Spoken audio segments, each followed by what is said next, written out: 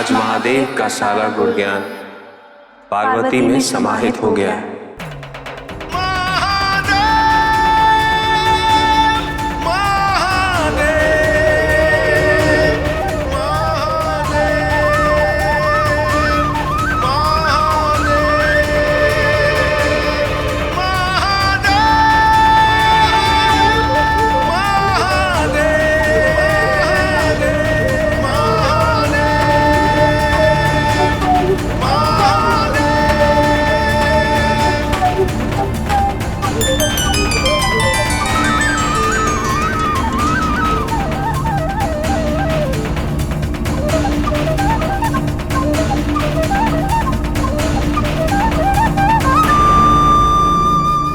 अब तुम तंत्र विद्या का संपूर्ण ज्ञान प्राप्त कर चुकी हो पार्वती।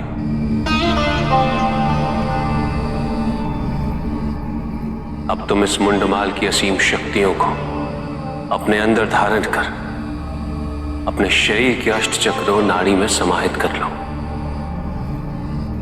किंतु ज्ञात रहे पार्वती, ये वही शक्तियां हैं जो आने वाले समय में इस संसार के कल्याण हेतु और दैत्य शक्तियों का नाश करने में तुम्हारी सहायता करेंगे।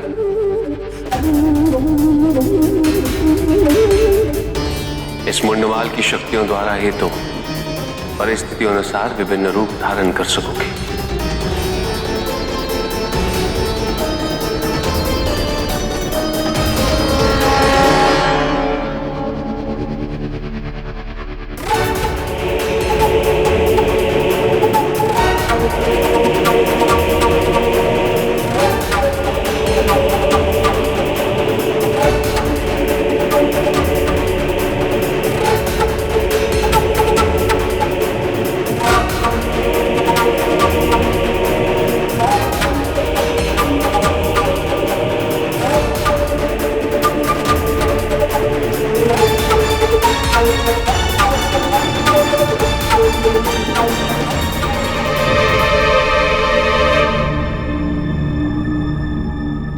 हम अपने विगत जन्मों की सारी अधूरी इच्छाएं और सभी प्रेतों को अपने अंदर समाहित कर रहे हैं। अब इन इच्छाओं का हमारे भीतर प्रवेश करते ही इनका शमन हो जाएगा।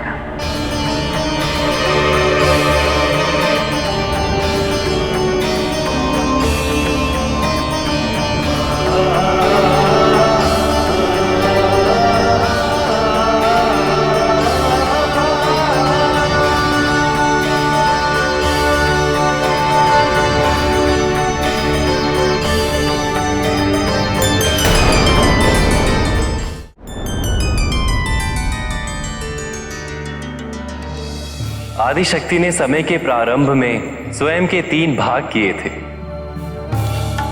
सृष्टि के लाभ हेतु संपत्ति, ज्ञान और शक्ति का रूप धारण किया। ज्ञान को आश्रय मिला देवी सरस्वती के स्वरूप में, संपत्ति को देवी लक्ष्मी का, किंतु शक्ति को आज तक किसी का आश्रय नहीं था, निराश्रय थी। इसी कारण असुर, दैत्य, यक्ष अपनी अपनी शक्तियों का दुरुपयोग करते रहे। अंततः शक्ति को देवी पार्वती में आश्रय मिलेगा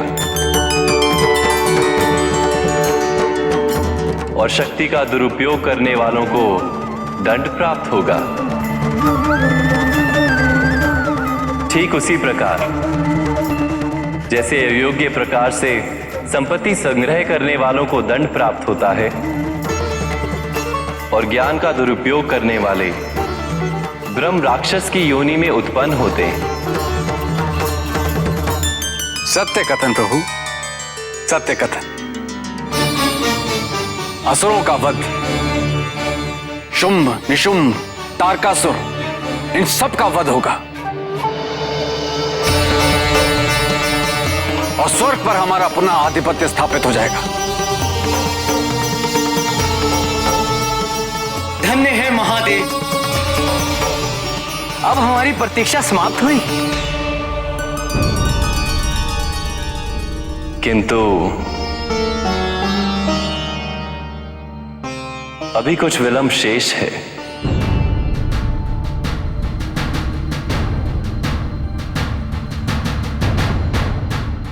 अब कैसा विलंब प्रभु?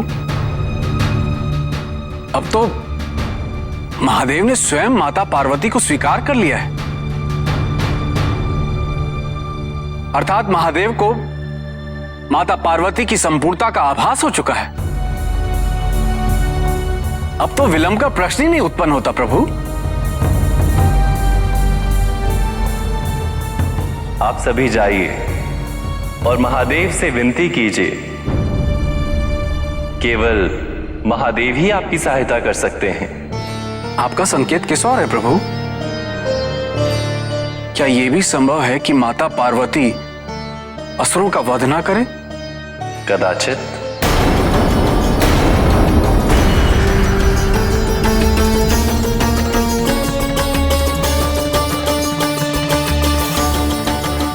किंतु असुरों और दानवों से संसार को मुक्ति दिलाना माता पार्वती का धर्म है। किंतु देवी पार्वती के और भी धर्म हैं। ऐसा कौन सा धर्म है माता पार्वती के जीवन में जो असुरों और दानवों के वध से अधिक महत्व रखता है? जाइए देवराज, महादेव से विनती कीजिए। केवल वही मना सकते हैं देवी पार्वती को।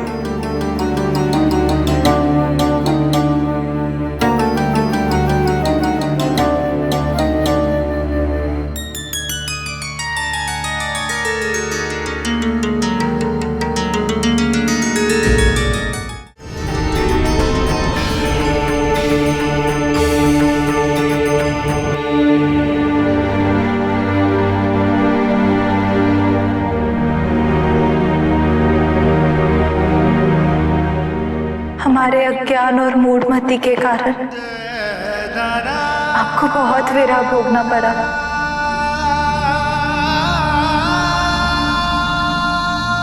किंतु अब ना तो कोई विरह है और ना उससे जुड़ी इच्छाएं शेष है।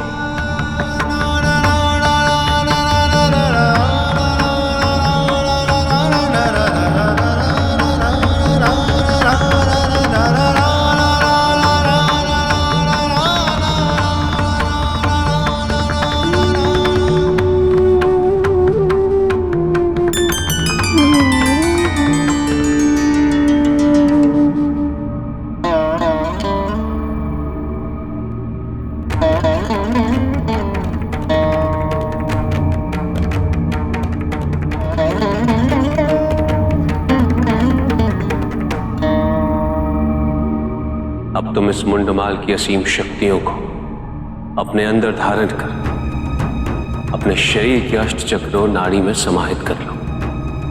ये वही शक्तियां हैं जो आने वाले समय में इस संसार के कल्याण हेतु और दैत्य शक्तियों का नाश करने में तुम्हारी सहायता करेंगे। इस मुंडमाल की शक्तियों द्वारा ही तुम परिस्थितियों अनुसार विभिन्न रूप धारण कर सकोगे।